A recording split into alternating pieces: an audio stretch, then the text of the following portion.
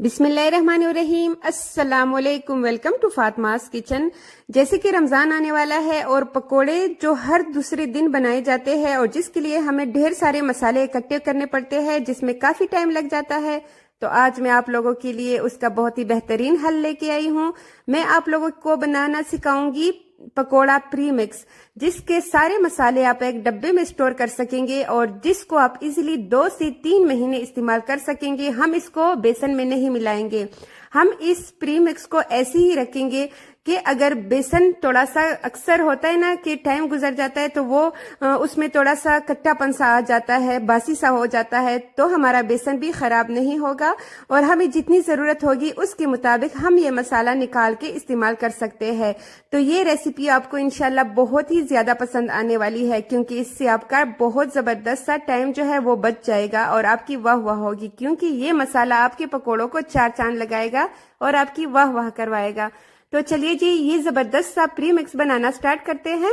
यहाँ पे सबसे पहले मैं आपको दिखाती चलूं कि मैंने मसाले इसमें क्या क्या इस्तेमाल करने हैं। ठीक है, आप पहले ये नोट डाउन कर लीजिएगा ताकि आप लोगों को इजी रहे। यहाँ पे मैंने सफेद जीरे का इस्तेमाल किया है, अजवाइन इस्तेमाल करेंगे, नमक, पिसा हुआ धनिया, गरम मसाला, हल्दी, लाल मिर्च का पाउडर, कुटा हुआ धनिया, कुटी हुई लाल मिर्च जिसे देगी मिर्च भी कहते हैं, कसूरी मेथी का यहाँ पे मैं इस्तेमाल करूंगी और साथ ही मैंने यहाँ पे अनारदाना लिया है। अच्छा, अनारदाने में बहुत ज्यादा जो मिट्टी, रेत सी होती है मिट्टी, वो हमने निकालनी है, तो इसके लिए मैंने 2 से 3 दफा अनारदाने को अच्छी तरह वॉश कर दिया है। और यहाँ पे वॉश करने के बाद एक पैन लेंगे, उसमें हमने इन कुछ चीजों को ड्राई रोस्ट करना है।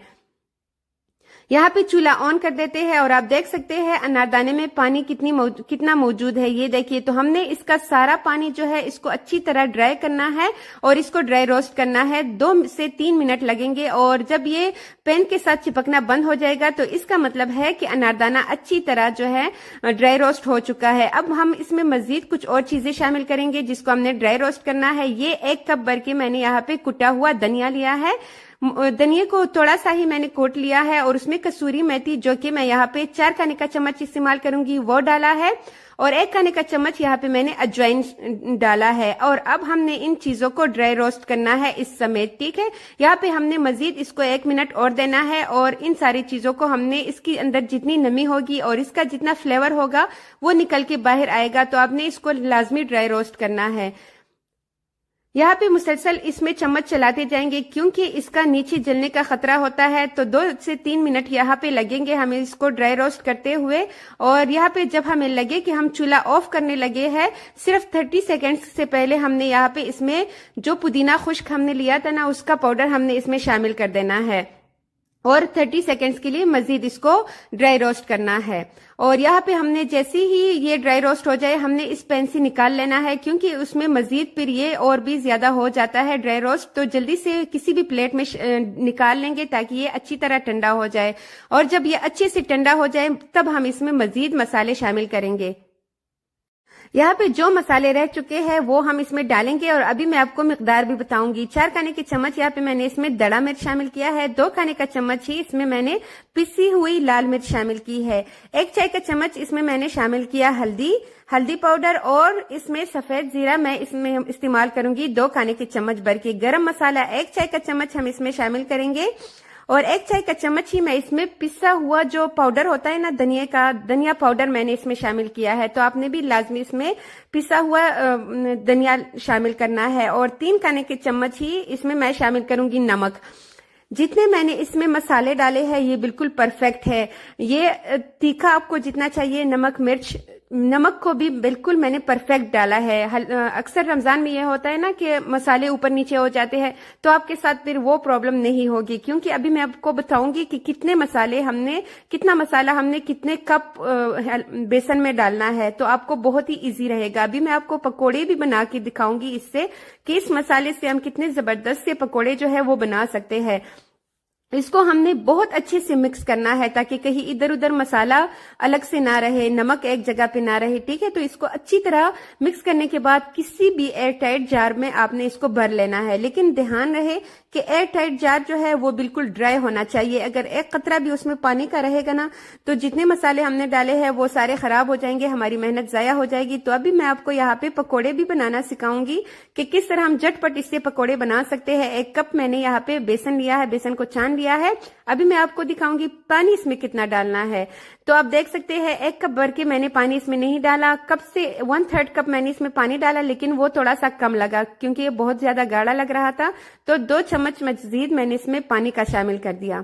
अब यहाँ पे 1 कप भर के हमने बेसन लिया है, तो 1 कप भरने से 2 चम्मच कम हमने इसमें पानी डाल दिया है, ठीक है। और ये देखिए, ये जो आम खाने का चम्मच होता है ये भर भर के हमने नहीं डालना, बस इतना ही हमने इसमें 2 खाने के चम्मच जो है ये प्रीमिक्स जो हमने रेडी कर दिया था वो डाल लेना है और इसको अच्छी तरह मिक्स कर देना है। अच्छा, यहाँ पे बहुत से लोग मीठे सोडे का इस्तेमाल करते हैं कि हमारे पकोड़े जो है वो फूल जाएंगे, लेकिन यकीन करें आप इसमें सोडा इस्तेमाल ना करें, उसके बगैर भी आपके पकोड़े बहुत फूले फूले बनेंगे अगर आप इसको ऐसे ही बनाएंगे। यहाँ पे जब हमने अच्छी तरह बेसन को मिक्स कर दिया तो आपने लाजमी इसमें 1 खाने का चम्मच भर के ऑयल इस्तेमाल करना है। ऑयल से पकोड़े हमारे बहुत ही शानदार बनेंगे।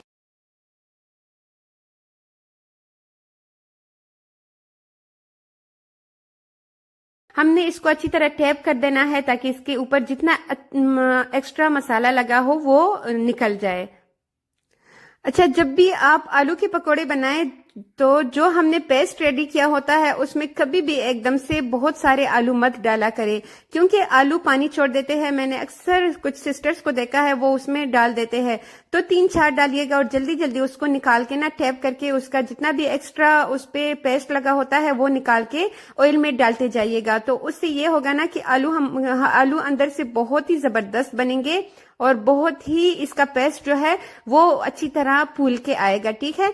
मतलब हम इसको फ्राई करेंगे ना तो ये फूल जाएंगे, और वो भी विदाउट हमने इसमें कुछ भी सोडे का इस्तेमाल नहीं किया। सोडा वैसे भी सेहत के लिए अच्छा नहीं होता और जो है टेस्ट भी उसका कुछ दिनों के बाद मसाले में खराब हो जाता है, मसाला हमारा उसमें टेस्ट कड़वा सा हो जाता है। तो आपने इसमें सोडे का इस्तेमाल हरगिज नहीं करना, ठीक है। आप इसी तरह फॉलो कीजिएगा तो आपके पकोड़े ऐसे ही शानदार, ऐसे ही मजेदार बनेंगे। और ये देखिए ऑयल कितना साफ है और मैंने इसमें ढेर सारे जो है पकोड़े डाल दिए थे और साथ साथ मैं यहाँ पे बनाती जा रही हूँ और साथ साथ मेरे बच्चे खाते जा रहे हैं क्योंकि उनको ये पकोड़े बहुत ही ज्यादा पसंद है और घर वालों को भी। तो आपने भी लाजमी इस रेसिपी को ऐसे ही फॉलो करना है। अपना फीडबैक भी मेरे साथ लाजमी शेयर कीजिएगा और अगर मेरे चैनल पे नए हैं तो चैनल को भी सब्सक्राइब कीजिएगा। आप जब प्यारा सा कमेंट करते हैं तो हमें बहुत अच्छा लगता है, हमें आप लोगों की कमेंट्स का इंतजार रहता है। अपने राय का इजहार किया करें हमारे साथ के। और ये देखिए जी, चटनी के साथ इसको सर्व करें। और अभी मैं आपको खा के दिखाती हूँ कि ये कितने मजे के बने हैं। अच्छा, जो हमने अभी पेस्ट रेडी किया है ना उससे सिर्फ ये पकोड़े नहीं बने, इसी तरह 2 प्लेट भर के और भी बने हैं, लेकिन साथ साथ मैं वो फ्राई कर रही हूँ और साथ साथ बच्चों को और घर वालों को खिला रही हूँ, ठीक है। और ये देखिए कितने शानदार, अंदर से इतने खस्ता, इतने मजे के बने हैं। नमक मसाला इसमें बिल्कुल परफेक्ट है। अच्छा, अगर आप ज्यादा इसमें स्पाइसेस चाहते हैं मिर्चे, तो आप मिर्चों को ज्यादा कर सकते हैं, लेकिन नमक और मिर्चे मुझे बिल्कुल परफेक्ट लग रही है। यहाँ पे आपने किसी भी एयरटाइट जार में इसको रख लेना है और रूम टेम्परेचर में अलमारी में इसको रख दीजिएगा। फ्रिज में भी रखने की जरूरत नहीं है। 2 से 3 महीने आप इसको इजीली इस्तेमाल कर सकते हैं और जितना आपको जरूरत हो उस तरह निकाल सकते हैं, ठीक है। तो आई होप आपको आज की ये रेसिपी भी अच्छी लगी होगी। अच्छी लगी हो तो अपने फैमिली मेंबर्स के साथ, फ्रेंड्स के साथ भी लाजमी शेयर कीजिएगा और अपना ढेर सारा ख्याल रखिएगा। रमजान में भी ढेर सारी इबादत कीजिएगा। जज़ाकल्लाह फॉर वॉचिंग। Allah Hafiz.